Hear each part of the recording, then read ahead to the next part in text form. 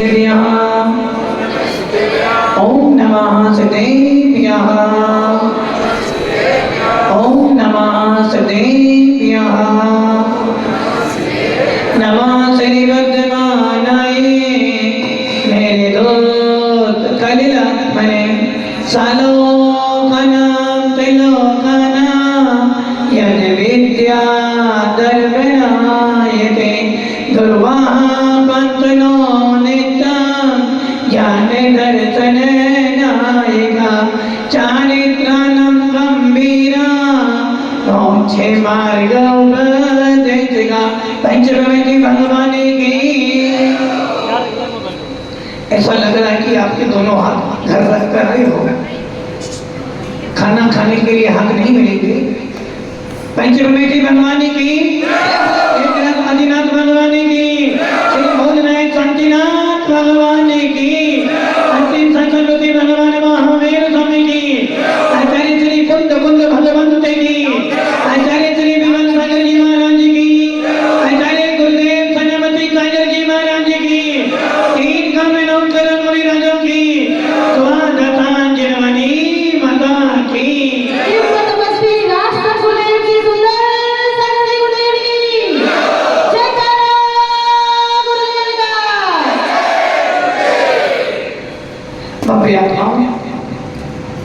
अंतिम कृत्य भगवान महावीर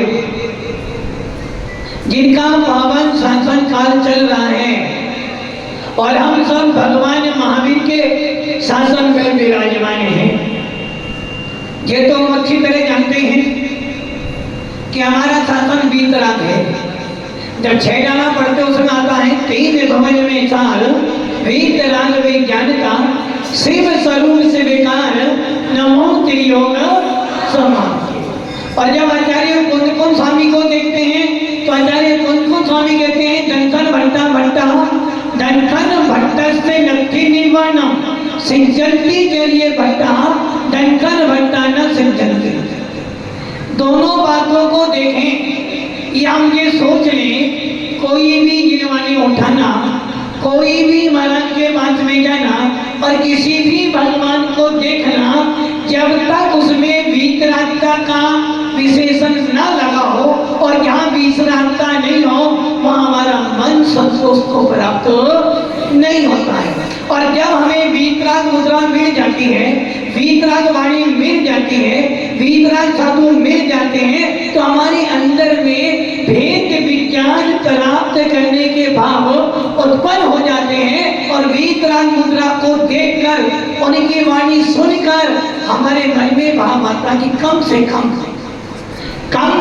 महाराज माता जी ना बने चलेगा, मुनिराज नहीं बने, त्यागी व्रती नहीं बने चलेगा, किंतु कम से कम भेद विज्ञान तो हो जाए, सम्यक दर्शन तो हो जाए। यदि एक बार भी सम्यक दर्शन हो गया, यदि एक बार भी भेद विज्ञान हो गया तो हमारा मोक्ष जाना तो निश्चित हो गया। वैसे तो मेरा विषय गिरवाणी पे चल रहा था, किंतु 2-3 हो गए, गिरवाणी का विषय बंद हो गया है। नैनवा गए थे, वहाँ महाराज मिल गए तो महाराज के बारे में बोलना पड़ा। और यहाँ मिल गए हैं, यहाँ हमें मामा कुछ नहीं मिली, हमें तो यहाँ मिल गए भगवान शांति नाथ मिल गए हैं, जिन्हें शांति नाथ की कृपा से, जिन्हें शांति नाथ की कृपा से शायद यदि हमारे जीवन में शांतिनाथ ना मिलते तो शायद हम महाराज ना बनते। हम जिस के बीच में छोटे से बड़े हुए, शायद सौभाग्यशाली रहे कि मंदिर 3-3, 4-4 थे किंतु एक मंदिर भी नहीं जाते थे। किंतु एक मुनिराज ने नियम दिया, बेटा तुम्हें कल से अभिषेक करना है, और अभिषेक करने पहले दिन ही गया और मुझे ऐसे भगवान मिले, ऐसे भगवान मिले जो चक्रवर्ती भी थे, कामदेव भी थे और तीर्थंकर भी थे। ऐसे शांतिनाथ भगवान मिले और शांतिनाथ भगवान का विषय करने वाले को 2 ही फल प्राप्त होते थे, या तो वो सबसे बड़ा आदमी बनता था या वो महाराज बनता था। तो भगवान शांतिनाथ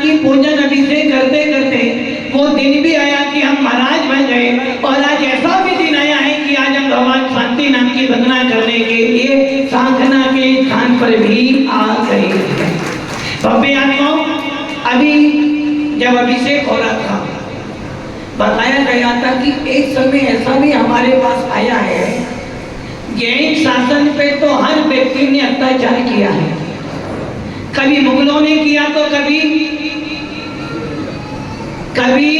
मुगलों ने किया तो कभी हिंदुओं ने किया, और हिंदुओं की बात छोड़ें कभी चैनियों ने भी किया होगा। और आपको विदित होगा हमारे यहाँ हमारी जिनवानी को 6 महीने तक हमारी जिनवानी पूरे के पूरे 6 महीने में एक दिन भी ऐसा ना बचा हुआ जहाँ जिनवानी नहीं जलाई हो। 6 महीने तक हमारी शंकराचार्य के समय में 6 महीने तक जिनवानियों को जलाया गया दिन रात। और मुगल आए तो उन्होंने हमारे मंदिरों को तोड़ने का प्रयास किया, हमारी प्रतिमाओं को खंडित करने का प्रयास किया, किंतु जैन शासन कहता गया तुम खंडित करते चले जाओ और हम मंदिर पे मंदिर बनाते चले जाएंगे। तलवार कम पड़ जाएगी किंतु जैन मंदिर कभी कम होने वाले नहीं है। और भव्य आत्माओं, ऐसे मुगल शासन में भी भगवान शांतिनाथ, जहाँ आप सब बैठे हैं, ऐसे भगवान शांतिनाथ की जब श्रावक को लगा कि अब मुगल शासन आगे यहाँ अत्याचार करेगा, अपना नाम भगवान शांतिनाथ की प्रतिमा को कहीं छिपा कर ले जाए, कहाँ हमारे भगवान के सुरक्षित हो जाए। किंतु शांतिनाथ भगवान ने कह दिया भैया मैं चक्रवर्ती था, कामदेव था, और तीर्थंकर जो होते हैं कायर नहीं होते हैं, क्षत्रिय होते हैं। क्षत्रिय कभी पीठ पे बार नहीं खाता है। क्षत्रिय जो होता है चुनौती स्वीकार करता है, और क्षत्रिय जो होते हैं वो सामने से पार करता है और सामने बार झेलता है। इसलिए कोई भी मुगल शासन आ जाए नहीं अपना स्थान छोड़ने वाला नहीं हो। और शांतिनाथ भगवान को उठाने का प्रयास किया, किंतु प्रतिमा 2 भागों में हो गई, 2 भागों में विभाजन हो गई।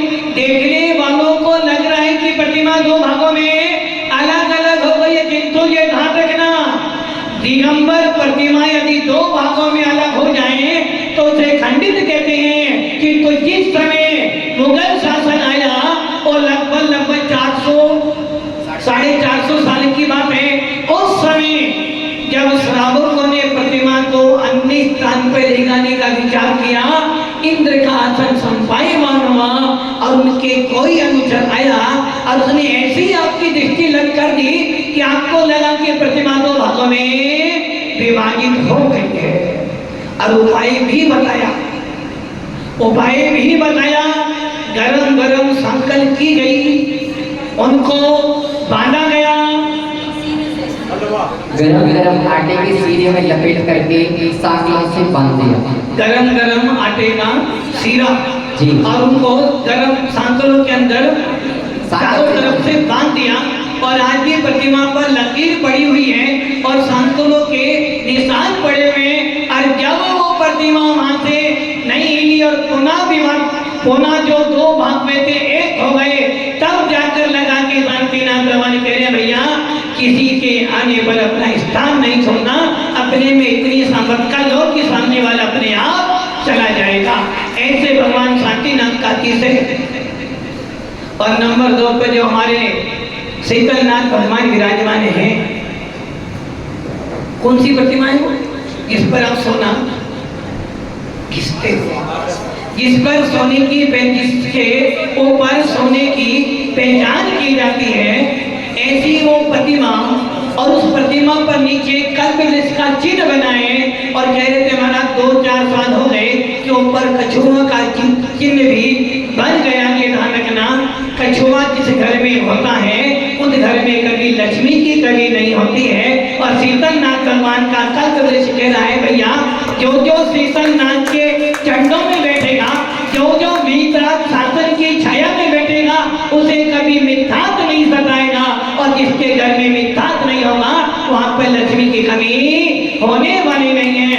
ये सारा अति से आपकी श्रद्धा का हो सकता है, आपकी भक्ति का हो सकता है।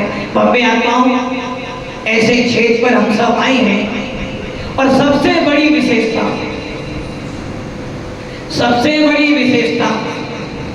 किस क्षेत्र की कमेटी में, जो भी कमेटी के लोग यहाँ बैठे हैं,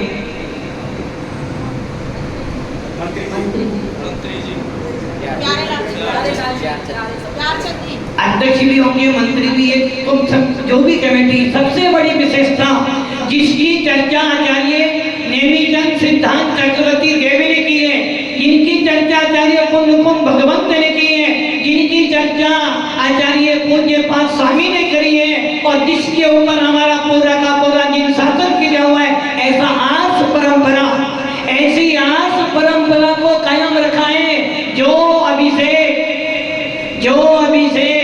आचार्य सिद्धांत चक्रवर्ती नेमीचंद आचार्य, जिन्होंने गोमतेज बाहुबली की प्रतिमा की स्थापना करी थी, वही परंपरा आपके यहाँ चली आ रही है। सबसे बड़ी विशेषता है कि आपने अपनी मूल परंपरा को छोड़ा नहीं। अब कोई भी साधु आ जाए, जो भी आए, वेलकम करना, सम्मान रखना, किंतु कह देना महाराज हमारे यहाँ तो जो परंपरा आचार्य गोमतेज बाहुबली पे चलती है, वही परंपरा चलती थी, चलती है और चलती रहेगी। हम किसी पंथवाद में नहीं है, हमको मात्र जो भगवंतों ने हमें आदेश दिया उस पर चलने वाले हैं। और भव्य आत्माओं, प्रतिमाएं देखो, लगता है कि हमारा क्षेत्र आना सार्थक, लगता है कि भगवान शांतिनाथ के दर्शन करने के बाद थोड़ी बहुत शांति मिलेगी, और जिसको शांतिनाथ के दर्शन करने के बाद भी शांति नहीं मिली, समझना अभी तेरे अंदर भीतरता के प्रति भाव उत्पन्न नहीं हुए। भव्य आत्माओं, आना तो नहीं था, क्योंकि बहुत लंबी यात्रा करके गए थे। मालपुरा आए थे जब आरिका विष्णु प्रभा माता जी और आरिका सुगम्य मती माता जी ने चतुर्मास किया था। भीलवाड़ा चतुर्मास करने के बाद सीधा मालपुरा आए, और मालपुरा से वापिस बांसवाड़ा गए, बांसवाड़ा से इंदौर गए, और इंदौर चतुर्मास घाटा था। किंतु ना जाने कौन सा पुण्य ज्यादा पड़ गया कि पुनः राजस्थान में आना,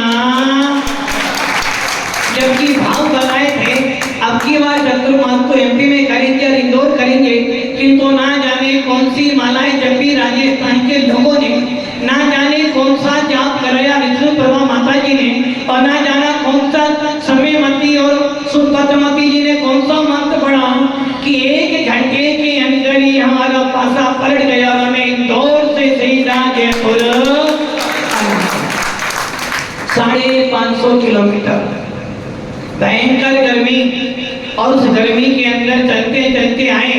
और बीच में जब सुसनेर के बाद पिड़ावा के बाद बिहार हुआ, तो ऐसी गर्मी पड़ी कि साधु लोग हाथ करने जाते थे, आधी रोटी भी नहीं खा पाते थे, मात्र पानी पीते थे और बैठ जाते थे। फिर भी बिहार नहीं रुका, चलते चले आए। और जब कोटा से निकले, जब थोड़ी ठंडी हवा भगवान शांतिनाथ के पास से चली कि भैया थोड़ी शांति कर दो, ताकि धीरे धीरे संत वापिस जयपुर पहुंच जाएं। और जब हम लोग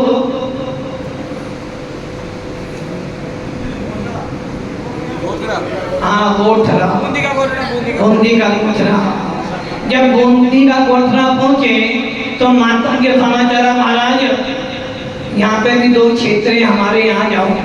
मैंने कहा माता जी 550 किलोमीटर चलते आ रहे हैं, आपको अपने हिसाब से सोचना चाहिए, आपको स्वयं आना चाहिए, आप हमें बुला रही हो। तो माता जी बोलिए महाराज जी यहाँ 2 अच्छे मंदिर आपको वहाँ जाने का। माता जी हम तो भगवान के दर्शन ही बैठे कर लेंगे, हमें मंदिर में नहीं आना। किंतु माता जी ने, हमारे पंडित जी भी आ गए और हमारी दीदी को भी भेज दिया, पूरी कमेटी भेज दी। हम ये भैया अभी पक्का नहीं करते, आपकी फाइल लगाई है, विचार करेंगे। और विचार करते 2 दिन बीत गए, तीसरे दिन सही दीदी ने फोन किया, थोड़ी नाराज भी हो गई कि महाराज जी 2 दिन लग गए, अभी तक आपने निर्णय नहीं करा, हमें आना भी तो है। और चौथे दिन जैसे निकले करने वाले थे, नैनवा पहुंचे तो सेली दीदी पूरी कमेटी लेकर आगे, महाराज जी अब तो आपको चलना ही पड़ेगा। भगवान शांतिनाथ के प्रति श्रद्धा थी, भगवान शांतिनाथ भी जाते थे। इतना बड़ा मुनि संघ आया है और यदि इस मंदिर में नहीं आएगा तो अच्छा नहीं लगेगा। तो शांतिनाथ भगवान का ऐसा अतिशय हुआ कि हमें नहीं आते हुए भी माता जी की निवेदन पर, आईका विष्णु परवा माता जी के निवेदन पर, समयमती माता जी, सुपतमती माता जी के निवेदन पर हमारा रास्ता पूरा बदल गया और आज हम लोग शांतिनाथ भगवान के दर्शन करने भव्य आत्माओं। बहुत अच्छा मंदिर बना है, छोटा है किंतु ऐसा लगता है कि वास्तव में जैसे कभी आप लोग कचनेर गए हो, महाराष्ट्र में है, छोटी प्रतिमा है किंतु सारा अतिशय छोटी प्रतिमा का ये वैसे इन भगवान शांतिनाथ का जब अतिशय देखा तो ऐसा लगा वास्तव में कि साक्षात भगवान शांतिनाथ बैठे और हम सब लोग उनका अभिषेक देख रहे हैं। वास्तव में प्रतिमा बड़ी मनोज्ञ है और प्रतिमा तो कोई सी भी हो, जो जो विग्रह मुद्रा होगी वो मनोज्ञ होगी ही होगी। माँ हमारी दृष्टि अच्छी हो तो हर प्रतिमा के अंदर अतिशय दिखाई देता है। अब यहाँ आए बड़ा लंबा रास्ता कर आए हैं और 2-3 दिन तो पानी भी ऐसा गिरा, रहने के लिए कमरे भी कम पड़े, किंतु फिर भी साधु लोग आए। मैंने पूछा भैया क्या करना है, चलना है? तो सब साधु बोले महाराज एक दिन तो टूटेगा किंतु कम से कम भगवान के दर्शन हो जाएंगे, अतिशय क्षेत्र के दर्शन हो जाएंगे तो कम से कम हमारा भी थोड़ा पुण्य बढ़ेगा। और सब साधुओं की अनुमति भी मिल गई और माता जी का आग्रह भी था और हम सब लोग वहाँ पर आए और लगा वास्तव में यदि क्षेत्र पर इतनी एक भी घर नहीं है, मात्र एक घर है, वो भी यहाँ एक घर होने के बाद भी इतने सारे लोग बैठे और इतना भव्य मंदिर बना हुआ है, ये सारा अतिशय भगवान शांतिनाथ का है।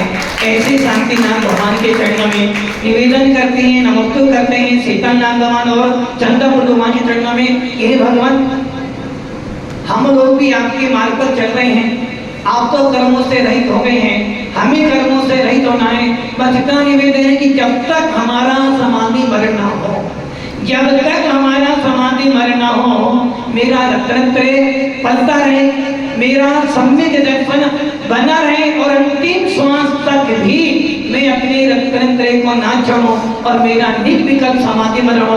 पूरे चौथे गुलिस्तान से लेकर 7वें गुलिस्तान तक के सारे मुनियों का समाधि मरण हो और हम भी सब आपकी आत्मा में ही हम सब विराजमान हो जाए। अब बात आई चातुर्मास, टोड़ा राय सिंह के लोग बैठे हैं कि माता चतुर्मास कहाँ करवाना है, किंतु